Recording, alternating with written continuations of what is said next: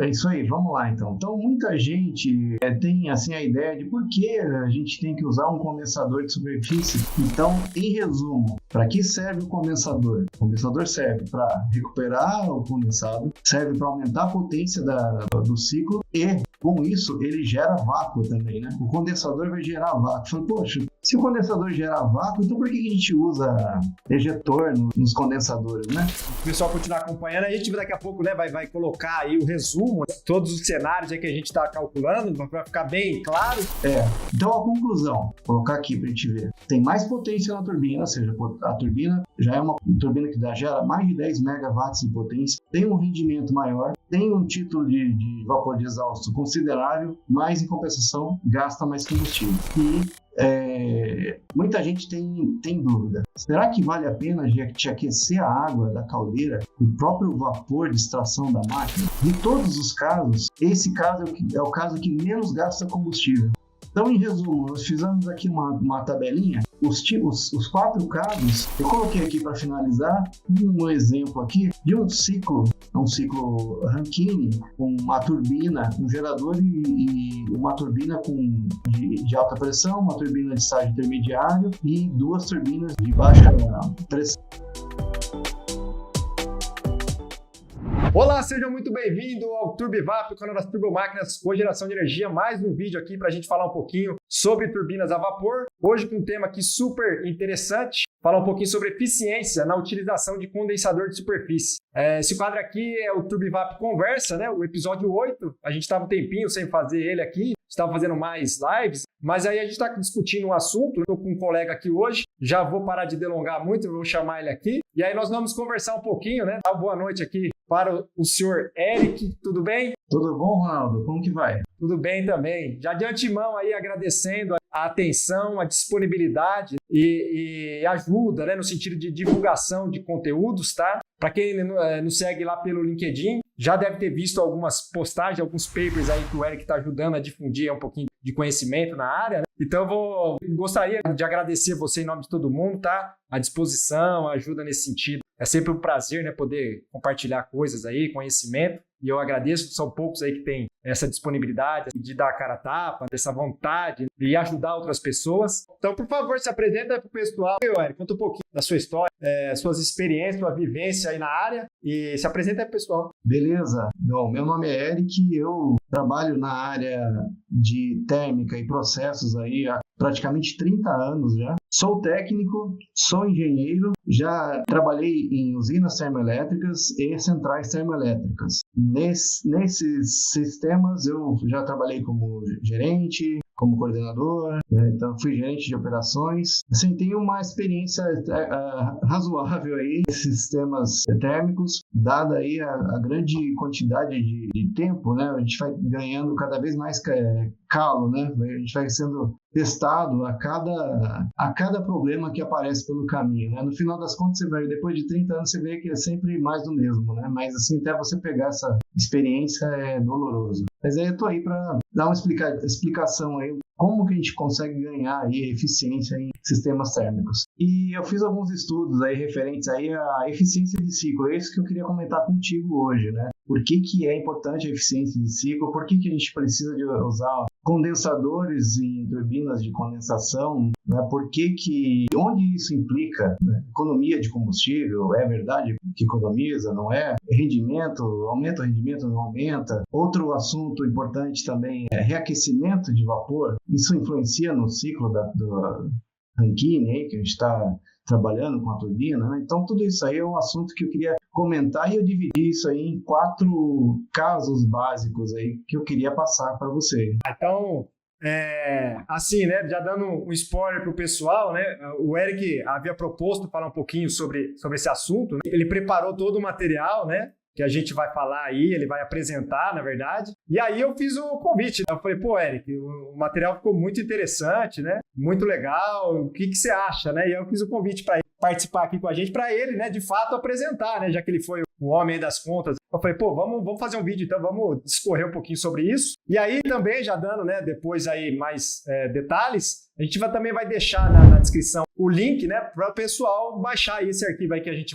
vai usar de apoio para discutir. Mas a ideia é exatamente essa. Muitas pessoas, né, que se questionam, logicamente que o pessoal que é menos familiarizado aí com plantas térmicas, né? Pô, mas por que precisa do condensador, né? Pô, mas e se não tivesse? Exatamente essa discussão que vamos ter hoje aqui, né? Esse paper que você vai apresentar vai responder todas essas dúvidas do pessoal. Esse é o tema, né, que a gente está propondo hoje. Então, abordar aí sobre os aspectos, né, explicação e comparação da eficiência da utilização do condensador de superfície. Então vai lá, Eric, vamos ver o que nós temos aí, que nós podemos conversar sobre isso aí. É isso aí, vamos lá então. Então muita gente tem assim a ideia de por que a gente tem que usar um condensador de superfície, principalmente nas turbinas de condensação, né, as de condensação total, né? E muita gente responde com a seguinte resposta que a gente colocou no paper, né? O condensador, ele serve para recuperar o vapor e depois que a gente recupera esse vapor, a gente aquece essa água, né, esse condensado, para gerar vapor e voltar no ciclo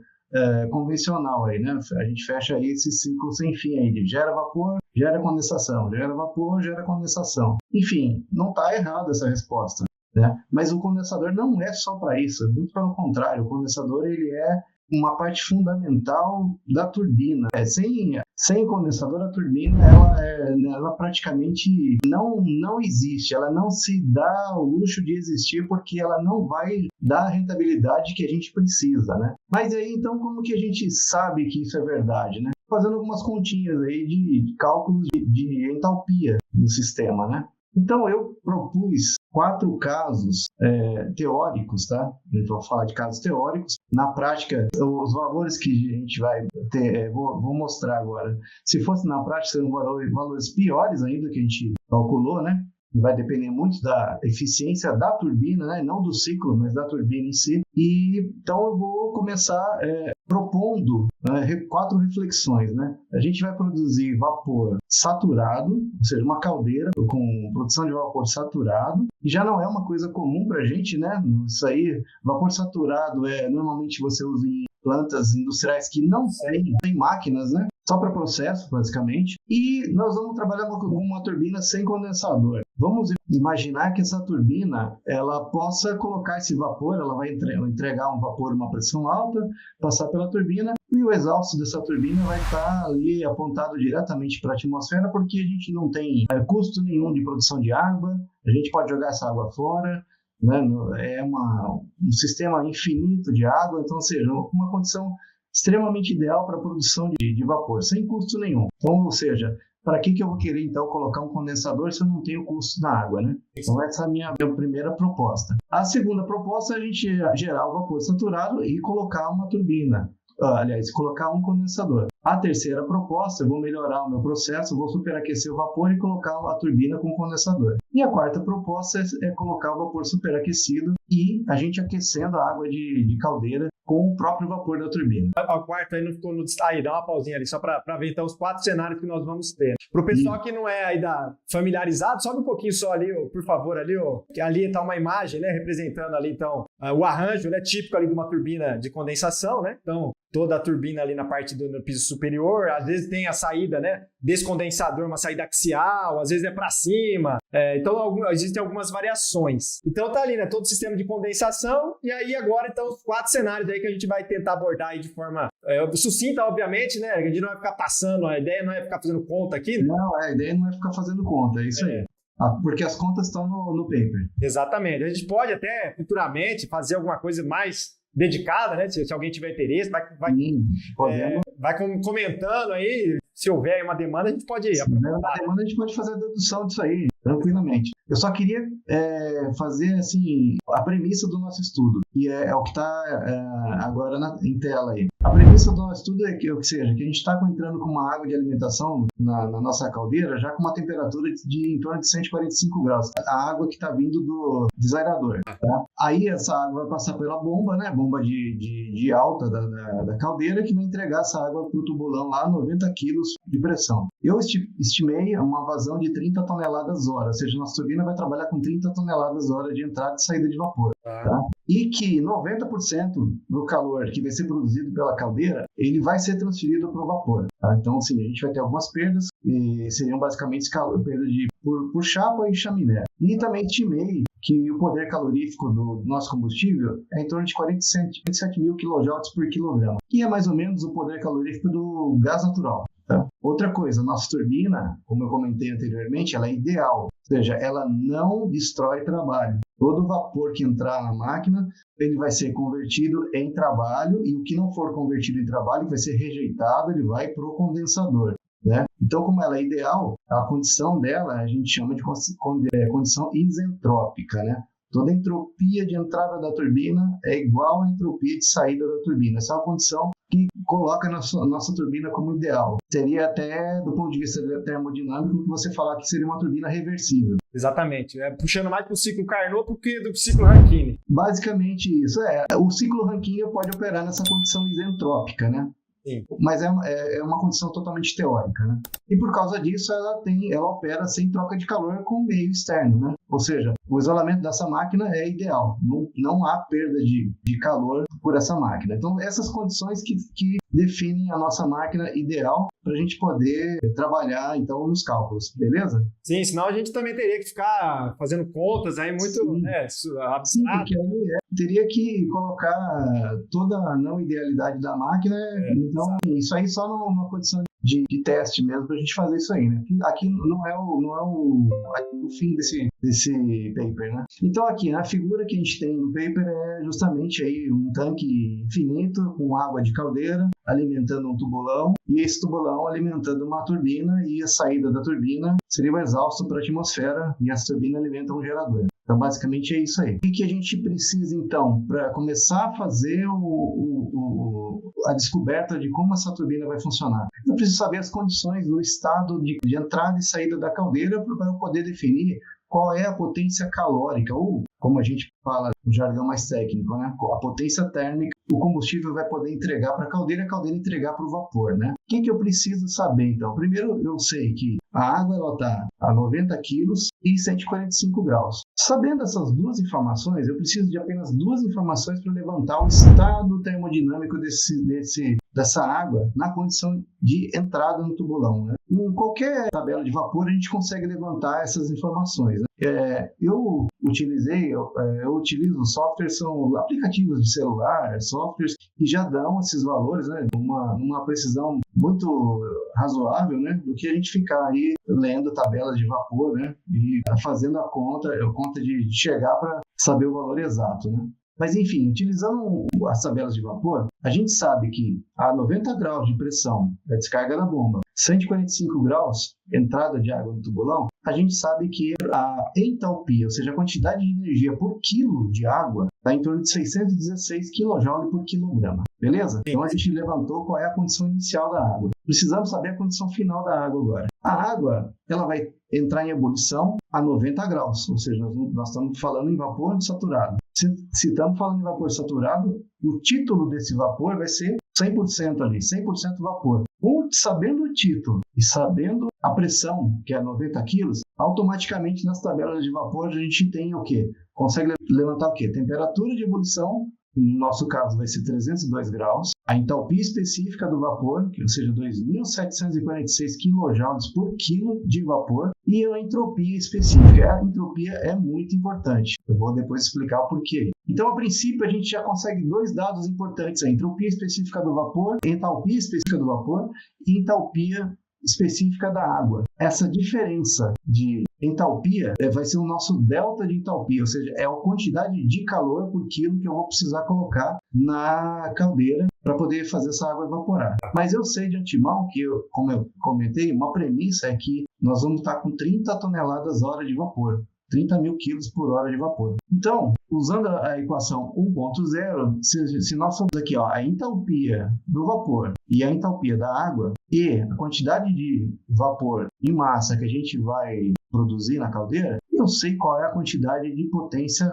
térmica ou calórica que eu vou precisar colocar no vapor, ok? as continhas aqui nos levam a um valor aqui em torno de 17.750 kW de potência térmica. Eu preciso disso para poder gerar o meu vapor e entregar para a caldeira. Mas eu comentei com você, Ronaldo, que a caldeira ela tem 90% de eficiência. Lembra? Sim. Então, eu vou ter que fazer esses 17.750 aqui, eles estão sendo entregues para a caldeira, mas como a minha eficiência não é essa, minha eficiência é inferior, eu vou ter que gerar o quê? 19.700 kW.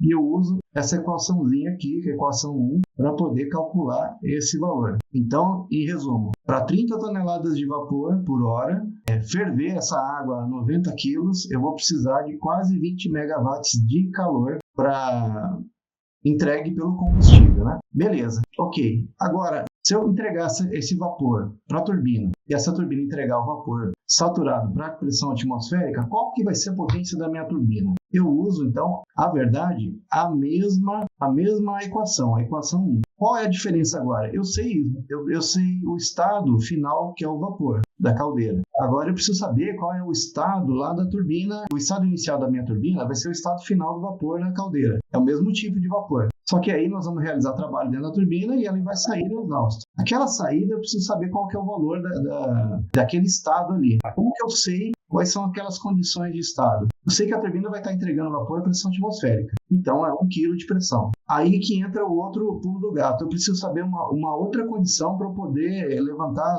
as demais informações. Qual é a outra condição? Essa turbina é uma turbina ideal. Então eu sei que ela trabalha numa condição isentrópica. Então o que eu vou pegar? A entropia de entrada é a mesma da entropia de saída. Ela é isentrópica. Como eu sei que eu levantei pelas minhas tabelas de vapor que a entropia do vapor é de 5,68 kJ por quilograma, eu sabendo essa informação, sabendo a pressão, eu consigo então as demais informações. A água estará saindo, o vapor, né, estará saindo a 99 graus, 100 graus de temperatura, e com uma entalpia de 2.046 kJ por quilograma. Ou seja, estou rejeitando 2.046 kJ por quilo de vapor jogando para a atmosfera. E um detalhe, o título, esse vapor vai estar saindo com uma quantidade até que razoável de água. Ou seja, no último estágio da turbina, a gente está entregando água também. Tá? Bom, da mesma forma, eu utilizo a equação 1. Se eu sei o estado inicial do vapor, que foi levantado pela caldeira, sei o estado final do vapor,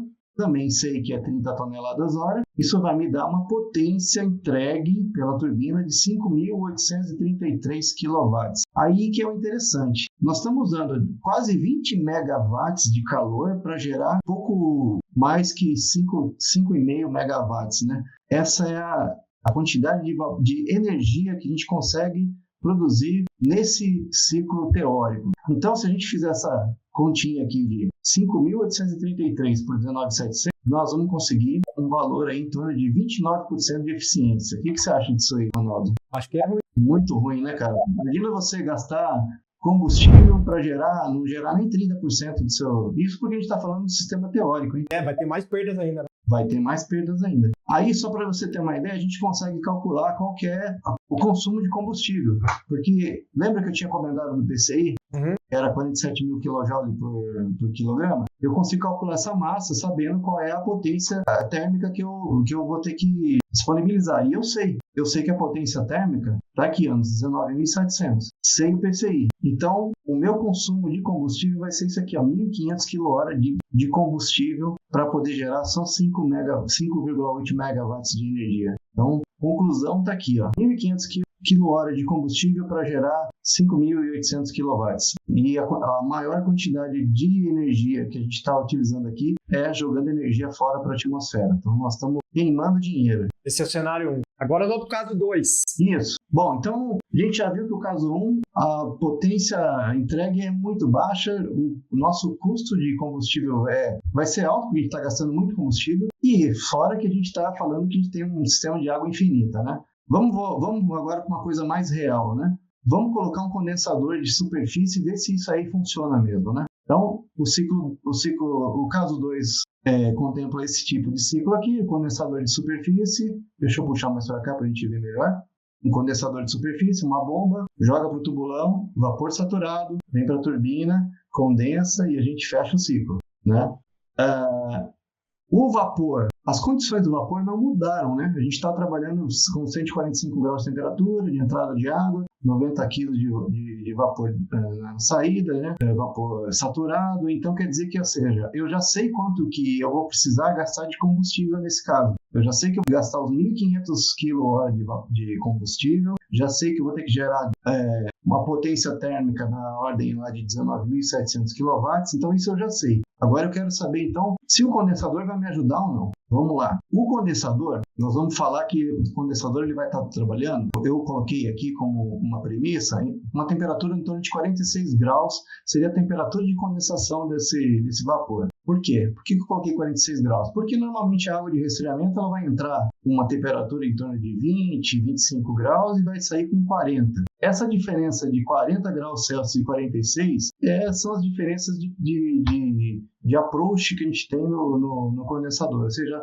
as limitações de troca térmica dentro do condensador vão me levar a temperatura de condensação maior do que a temperatura de saída de água de resfriamento. Então, eu estimei que seria 46 graus. Se eu sei que é 46 graus e sei que a entropia não mudou, lembra do primeiro caso? Você consegue ver aí, mas 5,68 graus kJ por quilograma e a temperatura de 46 graus. Sabendo isso, eu consigo levantar as informações que eu preciso. Eu vou levantar assim, qual é a pressão do meu sistema? Menos 676,5 milímetros de mercúrio. O que significa isso, então? Se eu estava trabalhando com pressão atmosfera no primeiro caso, quando eu coloquei o condensador, a pressão foi para negativo. O condensador gera vácuo no sistema. E a entalpia específica do vapor, que antes eu estava entregando 2.000 kJ por quilo para a atmosfera, agora eu estou entregando para dentro do condensador 1.800 kJ por quilograma. Eu estou entregando menos calor para o condensador. O que significa isso? Se eu não estou entregando calor para o condensador, eu vou ter que entregar o quê? Trabalho para cima da turbina. A turbina vai capturar esse calor e converter em trabalho, certo? Qual é o detalhe aqui? Esse título, olha, o título ele está ficando cada vez mais cheio de água, esse vapor, né? E isso é um problema. Pessoal, o título é porcentagem de água no vapor. De água no vapor. Isso mostra o quê? A gente está com 67% de vapor e o restante é água. Ou seja, no último estágio da turbina está passando água. Eu não sei se o pessoal tem essa experiência, mas eu já vi na abertura de turbina, o último estágio assim, erodido por causa de água. Não sei se você já chegou a ver isso. Deve ter visto. Bastante comum. Existem alguns projetos mais robustos que têm algumas ferramentas, né, para lidar com degradante de infinitos valores ali, né? Pressão Sim. e tudo mais, mas é muito comum, é bastante comum isso aí. E só aproveitando também, né, às vezes o pessoal fala, mas quantos de umidade que é permitido? Não, assim, não existe, né, um valor mágico, né? Vai variar de projeto, né, de fabricante. Sim, varia de projeto, mas assim, sempre vai ter um pouquinho de umidade. Exatamente. Você nunca vai conseguir, porque se você sair da umidade, você vai começar a sair com vapor superaquecido, isso não vai, também já é um problema. Está trabalhando no limite ali, 95, 90... Tecnicamente era para ter água só no condensador, Sim. Mas não é isso, né? Não é isso, é isso aí. E aí a gente tem que lidar mesmo com erosão de palheta, é uma coisa bastante comum, né?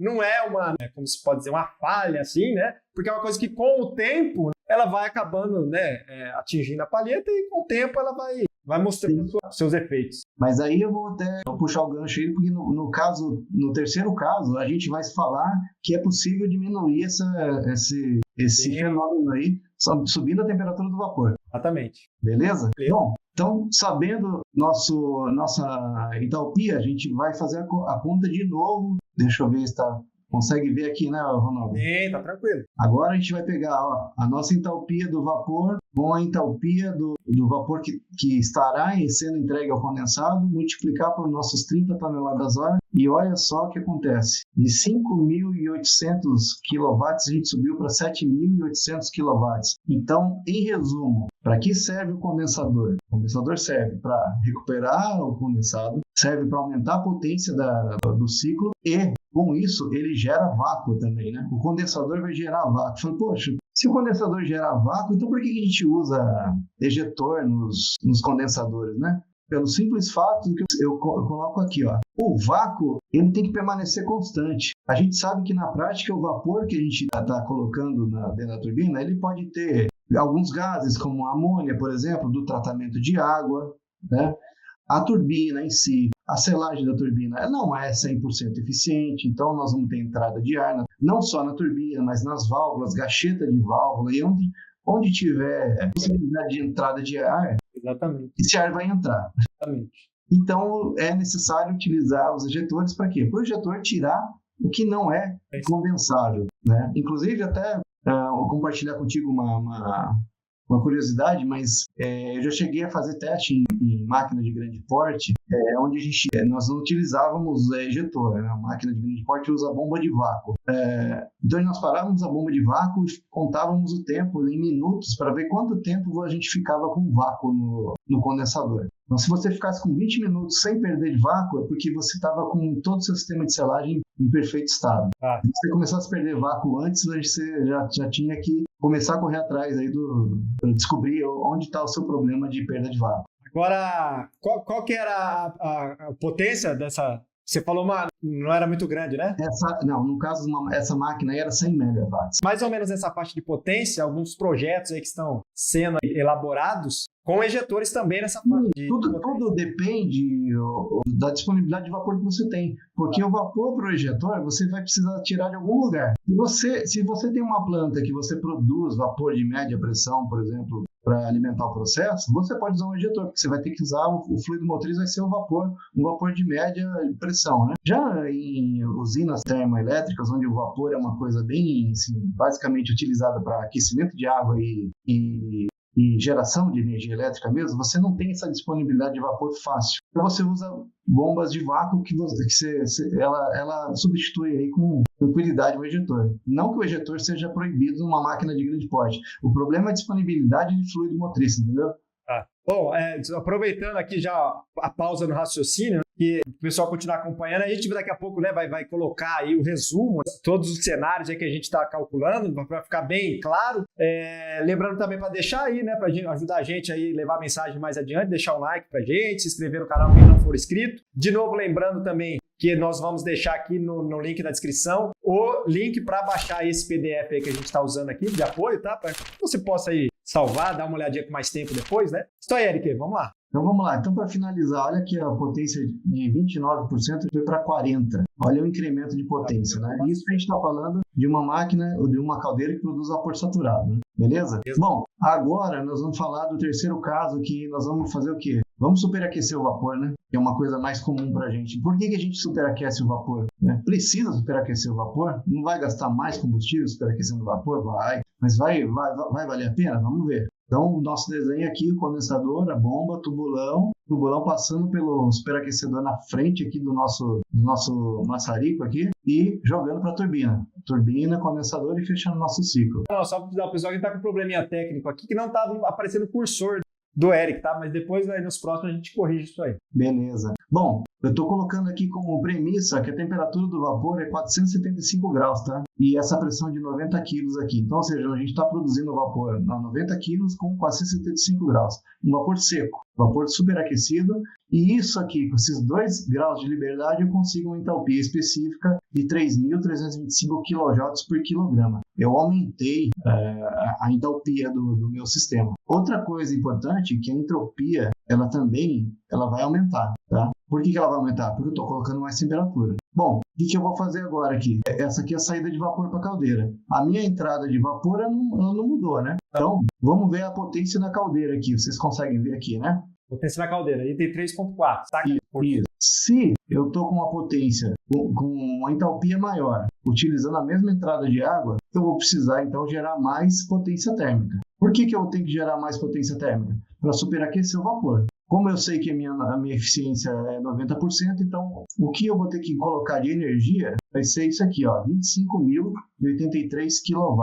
Ou seja, eu vou ter que colocar 25 megawatts de potência térmica em calor para poder gerar minha energia na turbina. Aí a pergunta, será que vale a pena? Vamos fazer essa conta. Da mesma forma, O vapor ele vai estar 90 quilos com essa entalpia. Eu tenho que a entalpia de saída é 2.085 kJ por quilograma. De onde eu tirei isso aqui? Deixa eu ver se eu mostro aqui a continha. Mas esse número aqui, ele sai exatamente da nova entropia, que eu sei a entropia do vapor agora, e da temperatura da água, que era os 46 graus. A minha entalpia, ela aumentou um pouco mais, ou seja, eu estou rejeitando um pouco mais de calor para dentro do condensador. Mas, no frigir dos ovos, se eu pegar essa diferença de entalpia, multiplicar pela minha vazão aqui de vapor, eu vou ter que a turbina vai gerar 10.333 kW de potência. Ou seja, se eu superaquecer o vapor, de 7.883 foi para 10.333, concorda? Sim. Aí eu aumentei a potência da turbina, joia? É isso mesmo? Mas vamos lembrar do seguinte, eu também aumentei o meu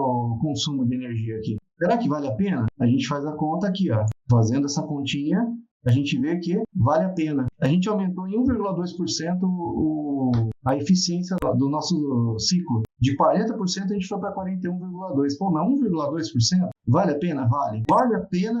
Por quê? Antes de falar o porquê, vamos fazer a continha de quanto a gente vai gastar de combustível agora. Ó, eu sei a nova quantidade de potência térmica, sei o meu PCI, eu vou gastar mais combustível. Vou gastar mais combustível, mas vale a pena, porque eu estou aumentando a eficiência da turbina. Mais um detalhe importante. Quando eu faço isso, o título do vapor ele foi para cá, ó, 80%. Consegue dar uma olhada? Sim. Então, olha só. Eu estava com um título 67. Não me lembro aqui agora, deixa eu ver aqui. 67. 67, isso aí. Quase, vamos falar assim, um pouco mais da metade era vapor, o resto era água, né? Agora eu fui para um título de 80%. É ali que eu acho que eu passei. Aí. Aqui, né? 80%, ou seja, o título está muito mais próximo de chegar lá no vapor saturado do que a quantidade, vindo com um volume grande de água, né? Então, o volume de água diminuiu. E isso é importante para quê? Para a manutenção do último estágio da turbina, como a gente já tinha falado antes, certo? Preservar mais.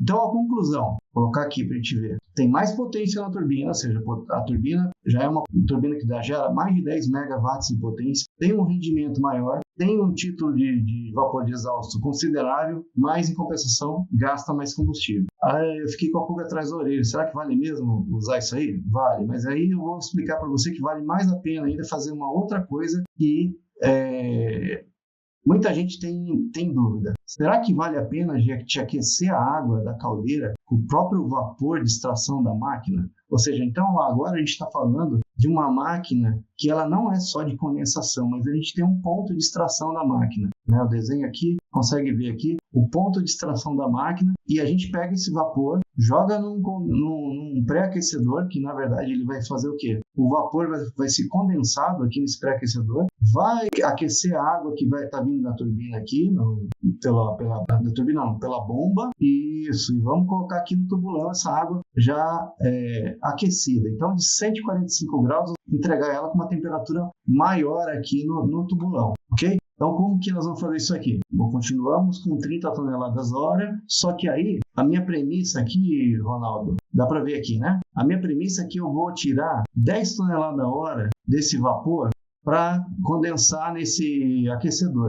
E o restante, 20 toneladas hora, vai ser entregue para condensação no condensador. Então, a gente tem aqui, no caso, aqui, uma turbina, seriam duas turbinas em uma só, você concorda? Sim, até para efeitos de estudo, de projeto de turbina, é feito separadamente mesmo.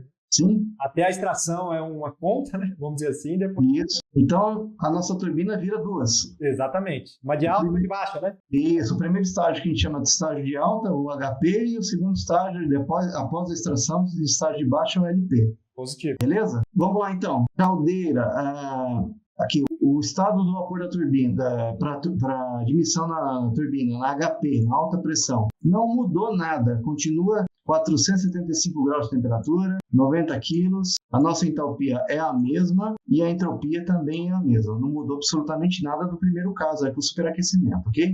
Só que nós vamos ter agora uma saída de extração aqui da turbina HP. E aí, eu coloquei que essa saída, ela vai se dar a 13 kg de pressão, tá? Se eu sei que a 13 kg e nossa turbina é isentrópica, é ideal, a entropia é a mesma, aí com esses dois parâmetros eu consigo calcular os demais aqui. Ó. A pressão eu já tinha, a entropia também, mas eu consigo calcular qual é a temperatura do vapor e a entalpia específica do vapor. Tá? Calculei aqui a entalpia específica do vapor. Com essa entalpia aqui e com a entalpia de entrada do vapor, aqui em cima, eu consigo fazer a minha continha aqui, ó. Consigo saber qual é a potência que a turbina HP vai entregar. Então, multiplicando a massa pela diferença de entalpia, eu vou ter que a minha turbina de alta pressão vai me entregar 4 megawatts de potência, 4.058 kW, ok? Porém, 10 toneladas desse vapor já vão estar saindo para o meu aquecedor. Então, vai me sobrar as 20 toneladas para a turbina LP. Eu já sei de antemão que a entalpia do exausto é 2085, porque eu calculei lá na turbina no caso passado.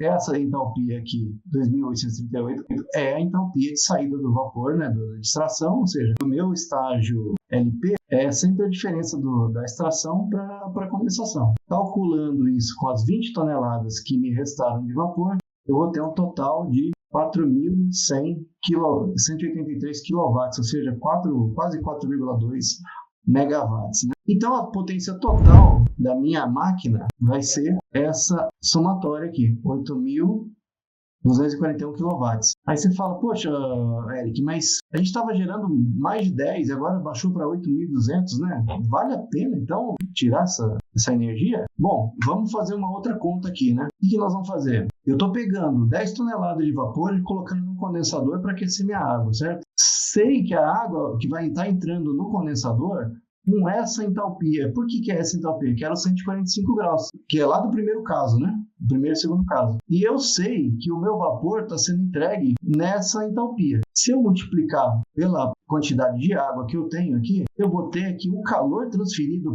pelo vapor. Olha só, o calor transferido por esse vapor vai ser em torno de 6.172 kW. É um baita de um calor transferido. Tudo isso por quê? Justamente por essa diferença de entalpia aqui. Ó. Justamente isso. O que vai acontecer então? Se eu tenho essa quantidade de calor que eu estou dando de presente para dentro da água, né? Eu vou precisar usar tanto combustível assim? Não vou precisar. Vamos dar uma olhada aqui então na última conta aqui. Se eu estou entregando 6 megawatts de calor para o meu tubulão e eu sei que eu preciso disso aqui, ó, de potência calórica, né, de potência térmica para gerar o meu vapor, quanto que seria a potência que eu preciso para o combustível? Simplesmente fazendo essa conta de subtração. Ou seja, eu vou precisar de combustível quase 19.000 quilowatts aí de potência térmica de combustível. Poxa, eu estava sem aquecer a água, eu preciso de 25.000. Aquecendo, eu preciso de 18.900. Agora, vamos fazer a continha para ver se fecha. Como fecha esse balanço, né? Vamos pegar a potência que a gente está gerando pela potência térmica que eu preciso colocar e entregar na caldeira. Isso vai me dar 43% de eficiência. Ou seja, minha eficiência subiu. E olha só isso aqui, olha, o interessante. Mantendo a mesma quantidade do meu PCI, sabendo que eu só preciso queimar isso aqui de energia, a massa de gás 1.448 kg por hora. Ou seja, de todos os casos, esse caso é o caso que menos gasta combustível.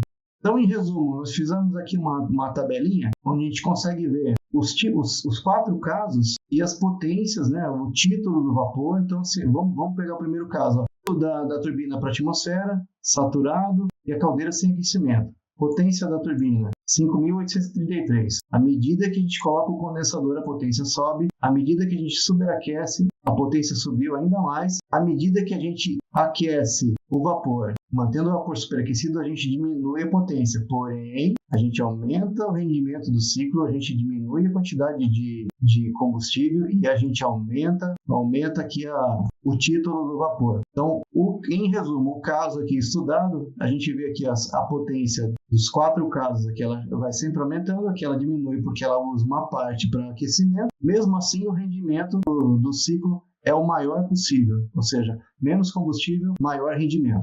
Em resumo, são os 4 casos que a gente coloca aqui para a gente ter uma ideia, né, de que é necessário a gente fazer o aquecimento. Eu já tive várias pessoas que ficavam nessa dúvida, né, conversando comigo, Mas realmente vale a pena aquecer o vapor? Sim, vale a pena aquecer o vapor. Eu coloquei aqui para finalizar um exemplo aqui de um ciclo Rankine com uma turbina, um gerador e uma turbina com quatro, na verdade seriam quatro turbinas. Uma turbina de estágio de alta pressão, uma turbina de estágio intermediário e duas turbinas de baixa pressão. Todas elas utilizando o sistema de aquecimento com água e superaquecimento de vapor aqui, inclusive com superaquecimento do vapor intermediário. Isso melhora muito, isso vai aumentando cada vez mais a eficiência do meu ciclo, né? Na prática, a gente chega esse tipo de ciclo aí, ele chega aí beirando os 40% de eficiência. Isso é um ciclo real. Ciclo real. Então é isso aí, Ronaldo. Acho que o importante é comentar o seguinte, que a gente tem que tirar o máximo de energia do vapor para dentro da máquina, mas a gente tem que ter a humildade de saber que a maioria da energia que nós estamos colocando dentro do sistema vai ser rejeitada para o condensador. Isso não tem como. Isso é a termodinâmica que nos impede de conseguir aumentar o rendimento da máquina. Não é à toa que você falou de ciclo Carnot, né? Mas o Carnot que teve essa brilhante ideia, né? Isso em 1822, né? Ele que chegou à conclusão de que ele estudou as máquinas do Watt, que veio bem antes dele, e ele chegou à conclusão que naquela época a Inglaterra estava na frente da França porque eles usavam condensador. Olha só. E a França usava o vapor direto jogando para a atmosfera. E aí ele teve essa grande sacada. Ele falou, poxa, é a diferença de temperatura que faz a máquina funcionar. Quanto mais baixa a temperatura da fonte fria, né? Mais eficiência eu vou ter, né? Mas acontece que a temperatura mais baixa de eficiência é o 0 Kelvin, né? Então é impossível da gente chegar nisso, né? Então nunca nós vamos ter uma eficiência de máquina que a gente quer. Sim. Então, na verdade, a gente vai ter que, ir subindo cada vez mais a temperatura, né? E aí a gente está caindo em outro ponto, né? Exatamente isso. Eu estou para soltar, né? Para liberar aí um conteúdo falando um pouquinho mais sobre isso aí, de algumas coisas que estão sendo testadas aí, né? Mundo afora, né? Principalmente aqui a gente não tem, infelizmente, obviamente que tem grandes plantas térmicas aqui, mas essas chamadas, né, turbina ultra super críticas e coisa e tal, a gente está testando aí. Por exemplo, porque na verdade para melhorar a eficiência, um dos caminhos é exatamente esse, né? Você tem são duas portas, né? A entrada e a saída. Então se a gente consegue aumentar a temperatura e a pressão da entrada, a gente consegue também melhorar, mas aí incorre em outros problemas. A tecnologia materiais e tudo mais. E aí a gente está experimentando aí, né? Não vou nem dar spoiler, mas algumas pressões e temperaturas aí bastante interessantes, né? Para quem talvez aí não tenha tanto conhecimento, né? Números aí, noção de grandeza, acima de 200 bar, por exemplo, de pressão, né? Temperatura acima de 700 graus, né? Então, é um mundo mesmo que a gente está aí sempre testando novas tecnologias, né? Mas se deparando com as limitações e aos pouquinhos a gente vai avançando, né? Vamos ver quanto que vai essas eficiências aí, né? Isso aí é o caminho que o ciclo Rankine convencional tem que seguir, né? Tem que aumentar a temperatura, senão ele por si só não vai ser rentável. Ainda mais com essa pegada de baixo carbono, né, a gente tem que aumentar cada vez mais a eficiência desse ciclo, né? E aí aumentar a eficiência do ciclo é aumentar a temperatura. Exatamente. Bom, você quer fazer mais alguma finalização, algum comentário, Eric? Não, é isso aí, cara. Qualquer dúvida pode entrar em contato comigo, o que eu puder ajudar aí. Bom, pessoal, quem puder aí deixar nos comentários aqui o que achou, né? As dúvidas que surgirão, a gente depois pretende fazer alguma coisa aí de restabelecer o assunto de novo, né? Atuar em cima da dúvida dos senhores, mas muito interessante, Eric. Agradeço aí de novo enormemente aí, né? A sua disponibilidade, todo o seu trabalho, aí, o empenho para poder compartilhar isso aí com a gente. Agradecer de novo aí a aula, né? É muito bom ter pessoas assim dispostas a compartilhar com embasamento. E você que está assistindo aí, deixa um comentário, deixa um like aí para ajudar a gente. Ajuda a compartilhar o vídeo também, para chegar em mais pessoas. E é isso aí. Até a próxima, então. Obrigado, viu, Eric, da participação. E tá sempre disponível aqui, a chave aí do canal tá com você. O dia que você quiser compartilhar coisas novas aí, experiências, alguma coisa aí relevante ou curiosidade, experiência, tá sempre à disposição. Legal? Beleza, vamos falar depois aí de outros assuntos aí. Eu acho que é interessante a gente falar do outro lado desse ciclo aí, que a gente está falando de entregar calor para o condensador, mas o condensador tem que entregar calor para o sistema de água de resfriamento, né? Eu acho que é outro ponto importante aí. Isso aí é uma coisa que pega muito para um ciclo elétrico. Exatamente, eu tenho certeza que o pessoal vai querer ouvir mais sobre isso, né? Lembrando aí que vai ter aqui na descrição o PDF para vocês baixarem o arquivo, tá? Que aí tem todas essas análises aí. E é isso aí. Então, muito obrigado e até a próxima. Valeu, eu que agradeço. E aí, gostou do vídeo? É gostoso aprender com quem entende da coisa, né? Se você chegou até aqui, considere-se um guerreiro. Esse aqui é o típico conteúdo raiz para poucos. Eu tenho certeza que poucos chegaram até aqui. Se você chegou, deixa aqui nos comentários. Assisti até o final. Eu agradeço a sua atenção até aqui, a sua paciência, a sua audiência, a sua companhia. Um abraço e até o próximo vídeo. Fui!